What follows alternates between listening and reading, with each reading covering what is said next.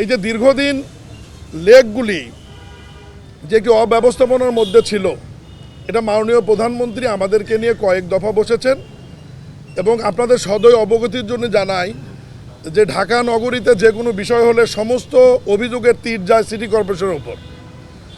কিন্তু ধানমন্ডি লেকটি ছিল কিন্তু গণপূর্ত অধিদপ্তরের অধীনে, যেটি আল্লাহ রহমতে মাননীয় প্রধানমন্ত্রীর উপস্থিতিতে একটি বৈঠকের সিদ্ধান্তর আলোকে ইতিমধ্যেই ধানমন্ডি লেকটি দক্ষিণ সিটি কর্পোরেশনকে হস্তান্তর করা হয়েছে এবং সেখানে সৌন্দর্য বর্ধনের কাজ চলছে। আগামী 1 বছরের মধ্যে ধানমন্ডি লেকটি একটি পরিবেশ বান্ধব, মানুষের চলাচল উপযোগী, আধুনিক একটু পার্কে রূপান্তরিত হবে। এই লেকগুলি হাতিরঝিল, গুলশান, বারিধারা, বনানী লেকগুলি আবার সিটি কর্পোরেশনের আওতায় না, এগুলো আবার রাজুকের অধীনে। এই জন্যই মাননীয় প্রধানমন্ত্রী আমাদেরকে আন্তঃ মন্ত্রণালয়ের কমিটি করে একটি সমন্বিতভাবে যাতে নগরবাসীকে এই বিষয়গুলো থেকে একটা ভালো কিছু আমরা উপহার দিতে পারি, এটা নিয়ে আমরা দীর্ঘ 1 মাস যাবৎ কাজ করছি এবং সেটারই মাস পর্যায়ের ফলাফলটি দেখবার জন্যই আজকে আমাদের যে কমিটি রয়েছে আন্তঃ মন্ত্রণালয়, এই কমিটি আমরা এখানে পরিদর্শনে এসেছি। তা আমরা যে পর্যন্ত দেখলাম, আমি রাজুককে ধন্যবাদ জানাতে চাই যে আমরা এ পর্যন্ত আপাতত সন্তুষ্ট, কিন্তু আগামী দিনগুলোতে যে বিষয়গুলো আমাদের কর্মপন্থার মধ্যে রয়েছে, যে হাঁটার ওয়াকওয়েগুলোর 2 পাশে মাটি ভরাট করে সুন্দর ফুলের গাছ লাগানো, এখানে লাইটিংয়ের ব্যবস্থা করা এবং দিন এবং রাতে যাতে অবৈধ হকারেরা উৎপাত না করে সাধারণ নাগরিকেরা সুন্দর পরিবেশে ঘুরতে পারে, এই জন্য নিরাপত্তার জন্যে যাতে আনসারের পরিমাণ আরও বৃদ্ধি করা হয়, এ ব্যাপারে ওনাদেরকে নির্দেশনা দেয়া আছে। প্রিয় ভাইরা আমার, আমি এর ভাগে ছোট্ট একটি কথা বলবো। আপনারা জানেন যে এখন অ্যাডিস মশা বা ডেঙ্গুর প্রাদুর্ভাবের একটি অন্যতম সময়। আপনারা জানেন যে আমার নেতৃত্বে জাতীয় টাস্কফোর্সের একটি কমিটি করা হয়েছে অভিযান পরিচালনার জন্য, সচেতনতা বৃদ্ধির জন্য এবং প্রতিরোধমূলক ব্যবস্থা গ্রহণের জন্য। আমি গত টানা 3 দিন উত্তর এবং দক্ষিণে ঘুরেছি টাস্কফোর্সের সদস্যদের নিয়ে।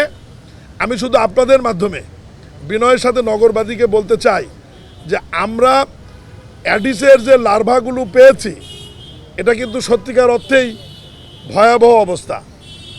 50%-এর অধিক রেস্টুরেন্ট, আন্ডার কনস্ট্রাকশন বাড়ি এবং সরকারি স্টাফ কোয়ার্টার এবং বিভিন্ন অ্যাপার্টমেন্টের বেসমেন্ট, ছাদে, ফুলের টপে আমরা 50%-এর অধিক জায়গাগুলোতে আমরা এই লার্ভাগুলি উৎপত্তি স্থল পাচ্ছি, শনাক্ত করেছি, যা সত্যিকার অর্থে আমাদের জন্য খুবই দুঃখজনক এবং খারাপ।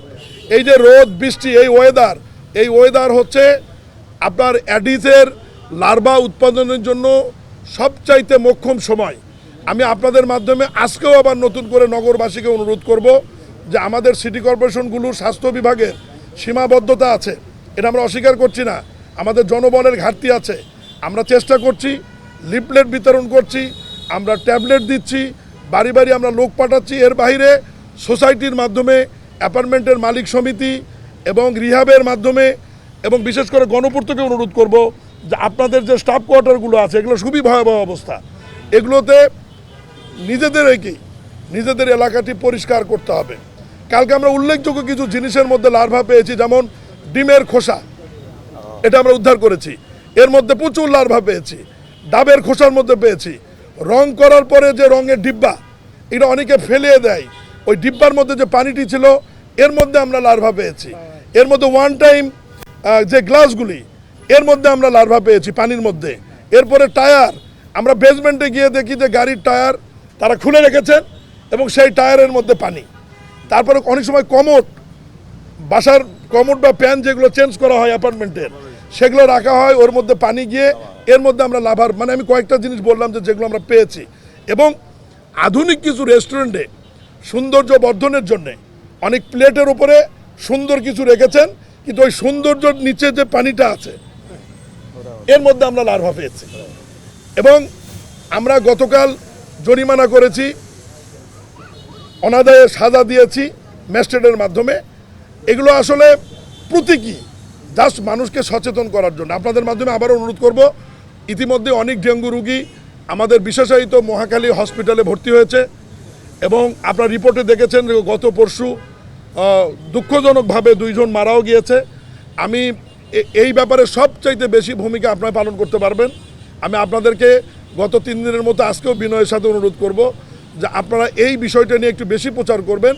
যে যার আঙ্গিনা, বাড়ি, বেসমেন্ট, ছাদ এবং ফুলের টব নিজেরাই যেন এই সময়টা একটু বেশি বেশি করে পরিষ্কার পরিচ্ছন্ন রাখেন, তাহলে এই বিষয়গুলো থেকে আমরা মুক্ত পাব।